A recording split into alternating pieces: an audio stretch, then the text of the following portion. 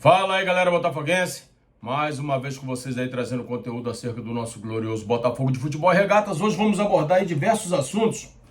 Vamos falar sobre elenco, sobre o Newton, sobre contratos de jogadores, sobre decisões que foram tomadas na reunião ontem. E vamos também abordar aqui um assunto que não tem nada a ver com o Botafogo, mas foi decidido ontem pela Justiça. A gente vai estar abordando aqui, que foi a questão da absolvição de todos os envolvidos lá naquela trágica situação lá do Ninho do Urubu, né? Onde alguns jovens morreram, acho que 10 jovens morreram, e a Justiça absolveu todo mundo, e a gente vai estar falando um pouco sobre isso.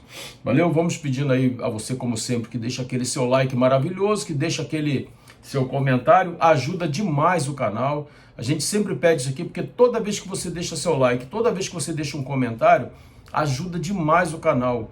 O YouTube entende que o canal tem relevância, que o conteúdo é bacana e vai transmitindo isso para outras pessoas. Então, dê essa moral pra gente, deixa seu like, não custa nada para você e pra gente aqui do canal é muito bom, valeu? Então deixa seu like, deixa seu comentário e se for novo, quiser dar essa moral, inscreva-se no canal, aqui você é muito bem-vindo, valeu? Vamos estar abordando esses assuntos aí logo depois da nossa vinheta.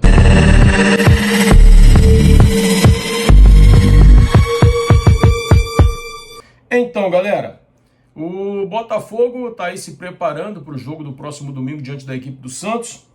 Um jogo fundamental para a gente, como sempre tem sido, todos os jogos. Ontem o Bahia venceu a equipe do Internacional, abriu 3 pontos de vantagem e o Botafogo caiu aí para a 6ª colocação.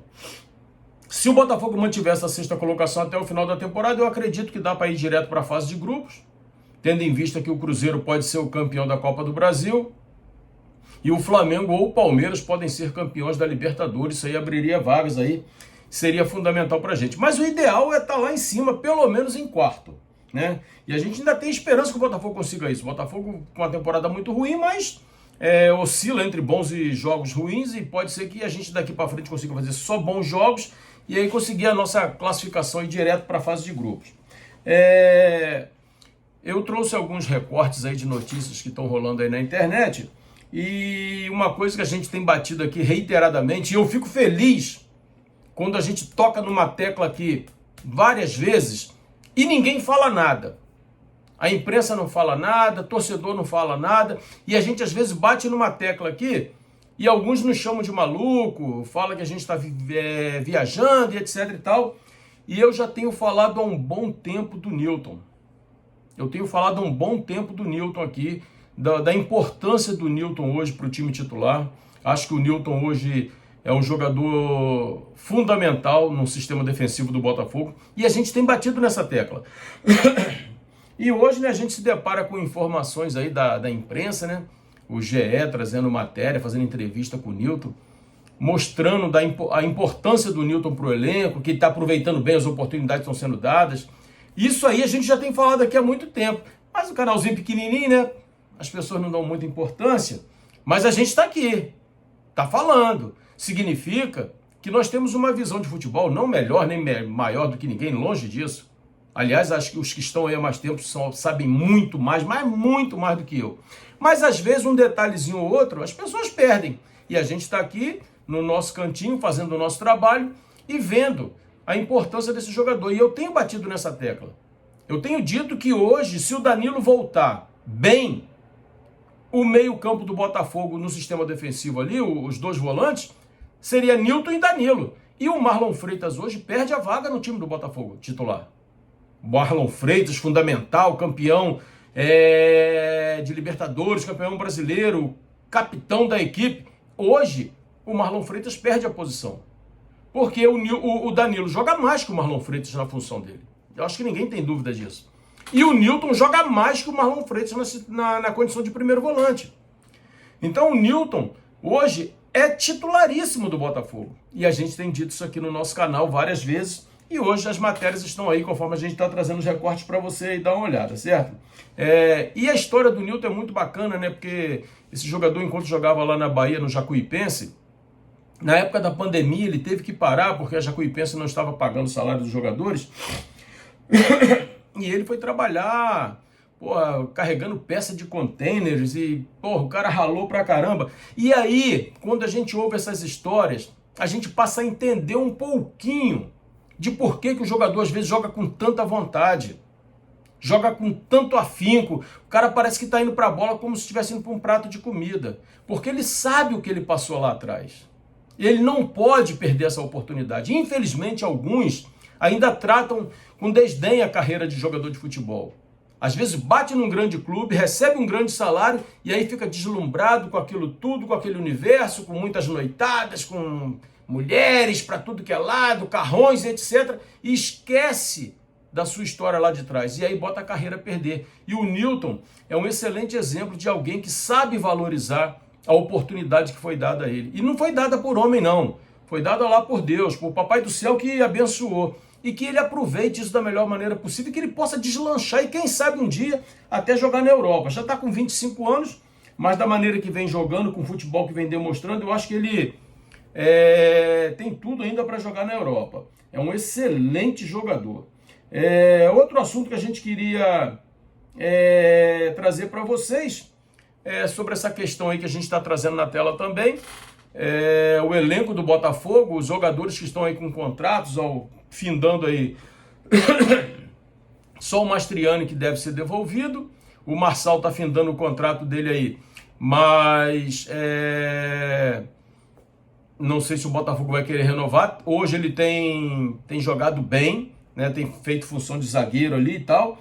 E o Cuiabano é aquilo que a gente já sabe, vai se apresentar o Nottingham Forest lá no mês de janeiro, provavelmente, ou no finalzinho de dezembro, e aí são só esses 3 jogadores. O que me deixa mais preocupado é que alguns jogadores têm contratos longos e não estão jogando rigorosamente nada, e alguns até com salários aí, salários altos, né?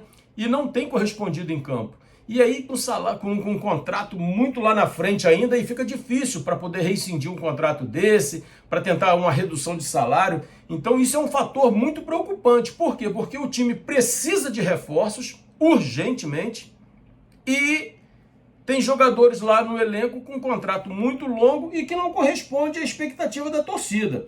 E o pior disso tudo, né? É que o Botafogo teve reunião ontem e poucas decisões foram tomadas, né? Precisa se tomar muitas decisões fora e dentro de campo. Então, fora de campo, pouca coisa foi conversada e em relação ao elenco, nada foi decidido. Ou seja, nós estamos praticamente terminando o mês de outubro, o planejamento para 2026 já deveria ter começado, aliás, há muito tempo, porque o time não correspondeu em 2025, o planejamento tem que começar antes. Mas pelo jeito vai começar tudo lá na frente de novo e é provável que a gente passe aí mais um ano aí, capengando. Raul renovou o contrato, não sei para que o Botafogo renovou o contrato do Raul. O Botafogo hoje tem o Neto, que está contundido, mas deve voltar breve. Tem o Léo Link e tem esse garoto colombiano aí que dizem que é um goleiraço, mas que está na base, mas que vai subir. Para que renovar o contrato do Raul? Quer dizer, é aumentar a folha de uma maneira desnecessária com um goleiro que não tem a confiança nem de treinador e nem do torcedor. Então é muito complicado a situação do Botafogo hoje em termos de elenco. Muitos contratos longos de jogadores que não correspondem e que têm salário alto. E a diretoria fala em reduzir em 30% essa folha, vai reduzir como? É uma coisa que precisa ser estudada. Eu acho que alguns jogadores não deram certo, não deveriam continuar para a temporada que vem. Pode ser que eu queime a língua aqui, os caras continuem, o ano que vem os caras venham arrebentar, e eu torço para que isso aconteça. Eu quero estar errado, mas a realidade é que Arthur Cabral, Arthur e o próprio Joaquim Correia não deram certo. Pode ser que o ano que vem venham arrebentar, mas não acredito nisso. Mas não deram certo e tem salários altos. Alex Telles com salário muito alto também, com esse problema crônico no joelho que nunca resolve. Então o Botafogo vive um drama. E o pior de tudo, né? Se não renovar com o Marçal, o Cuiabano vai embora. Alex Telles com o joelho brocado, quem será o nosso lateral esquerdo? Quem será o lateral esquerdo do Botafogo? Então a gente vive esses dramas aí. A última notícia que eu queria trazer para vocês, essa matéria que saiu ontem, é que ninguém foi condenado nessa situação lá do Ninho de Urubu, nessa tragédia. E eu não estou aqui para fazer juízo de valor de nada, eu só estou trazendo essa informação, porque a pergunta que fica é a seguinte: se todos foram absolvidos, de quem é a culpa dessas crianças terem morrido lá no Ninho de Urubu queimadas? E as famílias, como ficam? Sabendo que perderam seus filhos e que ninguém foi punido por isso. É só para nossa reflexão. Eu não estou aqui fazendo nenhuma crítica a Flamengo, nada disso. Eu não quero entrar nesse mérito, não quero entrar nessa discussão. O que eu quero trazer é o seguinte: se todos foram absolvidos, quem é o culpado? Como ficam as famílias que perderam seus filhos? É essa a resposta que a justiça vai dar para as famílias? Olha só, ninguém é culpado não, tá? Se ninguém é culpado, o culpado é quem morreu queimado? São as crianças? Fica isso para nossa reflexão, que a gente possa aí estar tentando melhorar a nossa conduta no dia a dia e que sejamos mais justos. Sejamos mais justos. Porque as famílias sofrem, choram até hoje pela perda de seus filhos. E quando ninguém é condenado, e eu não estou dizendo aqui que a pessoa que foi absolvida é culpada, não é isso que eu estou falando. Eu estou falando que uma resposta para as famílias tem que ter. E a resposta não pode ser essa. Alguém tem que ser responsabilizado por isso. E pelo jeito ninguém vai ser responsabilizado, ninguém foi responsabilizado. E as famílias é que estão sofrendo, valeu? Galera, se você chegou até aqui, deixa seu like, deixa seu comentário. Se for novo, quiser dessa moral, inscreva-se no canal aqui, você é muito bem-vindo, valeu? Forte abraço, tamo juntos e até a próxima.